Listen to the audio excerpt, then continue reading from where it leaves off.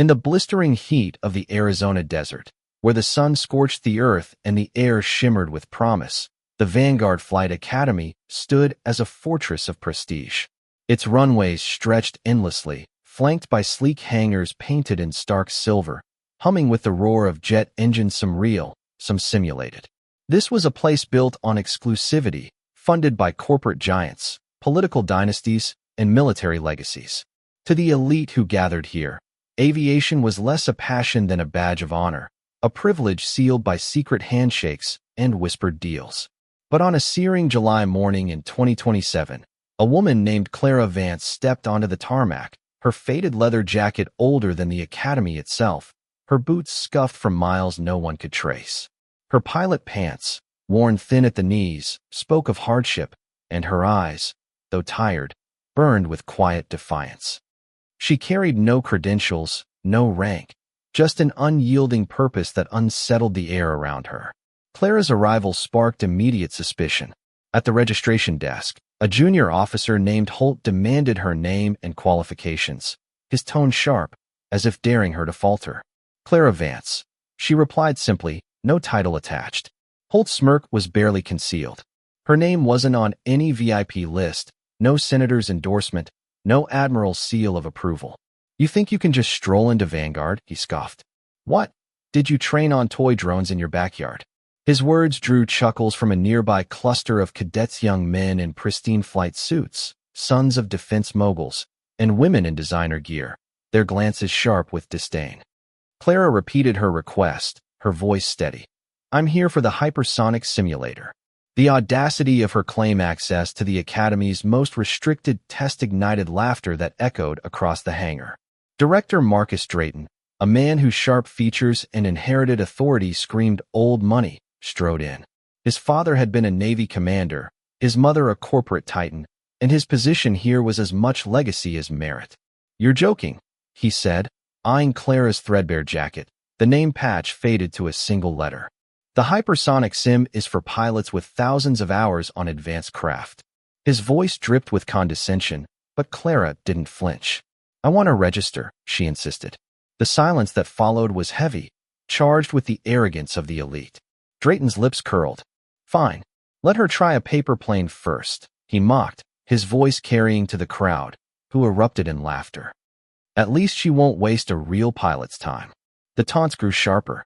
A cadet named Lila, daughter of a tech billionaire, sauntered over, her flight suit tailored to perfection.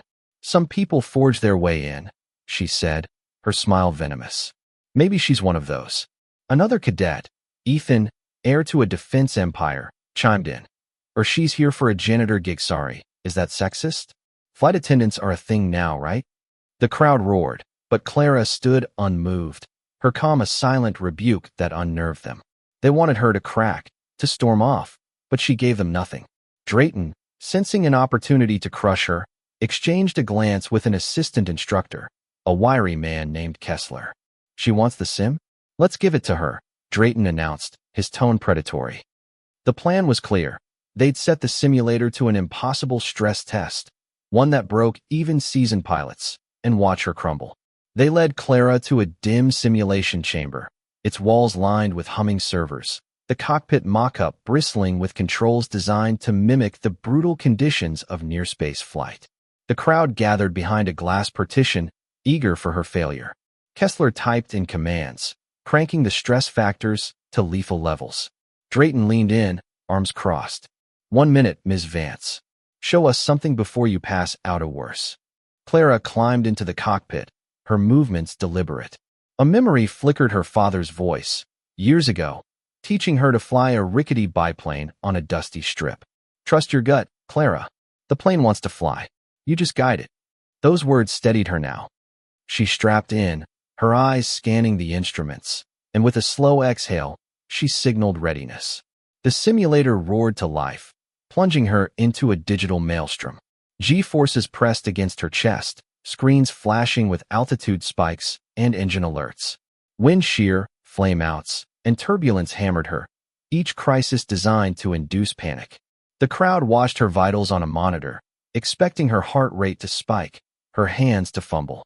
Instead, Clara's fingers danced across the controls with eerie precision, calibrating throttle, pitch, and velocity. Alerts vanished as quickly as they appeared. Her body leaned into the simulated turns, her reactions so swift they seemed inhuman. The room grew quiet, the mocking grins fading. Drayton's smirk dissolved. Kessler's sly amusement turned to shock. At 90 seconds, the system upped the ante, blasting her with stratospheric turbulence and pressure surges meant to disorient even elite pilots. Yet Clara remained composed, her gaze locked on the screens, her breathing steady. With a final adjustment, she executed a high-speed pass that left the sensors blinking. The craft stabilized at an altitude few could manage. The simulator beeped, signaling a flawless run. Silence engulfed the chamber. Clara emerged, sweat beading on her forehead, her expression serene. Drayton clutched a tablet, the data showing reaction times of 0.3 seconds, control precision bordering on supernatural. A cadet whispered, "That's SR-71 level performance. Where did she learn that?" Another muttered, "Only a handful of pilots alive can handle that." Clara met their stares. "I guess I pass," she said softly, then walked out, leaving a stunned crowd in her wake. No one stopped her. No one could. That night, Clara found a bunk in a quiet corner of the base, her presence tolerated but not welcomed. She thought of her mother, who'd faced similar scorn at community events, her worn dresses drawing sneers from the wealthy.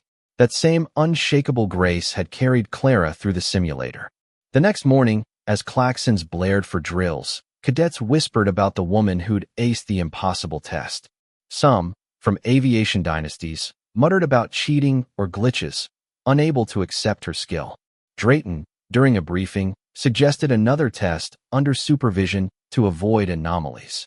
His sarcasm drew muted chuckles, but Clara's calm silence kept the laughter in check. Then, as the desert sun climbed, a strange sound pierced the air, a high-pitched wail, sharp and relentless. Cadets froze, shielding their eyes, scanning the sky. A black shape materialized, slicing through the stratosphere, its silhouette glinting like a blade. Gasps rippled through the crowd.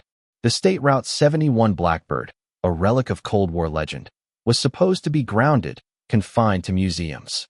Yet here it was, roaring over Vanguard, its contrail shimmering in the heat. Drayton stumbled from his office, his face pale. The plane banked with impossible grace, then descended, its tires kissing the tarmac with eerie precision. The cockpit opened, and a figure in a black helmet climbed out. The helmet came off, revealing Clara Vance, her expression as calm as ever. A second figure emerged, a grizzled man, General Nathan Holt, a name synonymous with covert recon missions. His presence silenced the crowd. He marched to Drayton, his voice like steel. "You laughed at Ms. Vance yesterday," he said. "Today, she flew the real State Route 71, reactivated for classified near-space missions. She's logged hours above the ozone, outrunning radar, capturing imagery no satellite can match." He tossed a folder onto Drayton's desk, pages spilling with red-stamped seals. "Her credentials. Verified." The crowd reeled. Lila, the billionaire's daughter, went ashen. Ethan retreated, his bravado shattered. Drayton stammered, "I didn't know we have protocols." Holt cut him off. "You humiliated her. You owe her an apology and your resignation if she deems this place unfit." The words hit like a shockwave. Clara stepped forward, unpinning her State Route 71 badge, its black and silver insignia gleaming. She placed it on Drayton's desk. "You said I belonged with toy planes," she said, her voice quiet but piercing. "I came to see if Vanguard was worth its name. It's not." She turned, walking back to the Blackbird, the crowd parting like a sea. Holt glared at Drayton. "Your resignation, by morning, or your funding disappears." Within hours, Drayton was gone, the Academy in chaos. By week's end, it was rebranded the Vance Flight Academy, a name whispered with awe and fear. Clara vanished as swiftly as she'd arrived, leaving rumors in her wake. Some said she flew secret missions with Holt, others that she'd retreated to a classified base. The Academy transformed, its arrogance replaced by humility, its focus on skill over status. A plaque appeared in a quiet courtyard, Clara Vance proof that flight belongs to those who earn it. Cadets left tokens there, a silent tribute. Late one night, A caretaker swore he saw a black-shaped streak across the sky, its roar a faint echo. He told no one, but he knew. Clara was still out there, soaring where no one could touch her. What do you think? Did Clara expose a broken system, or was she too harsh in dismantling it?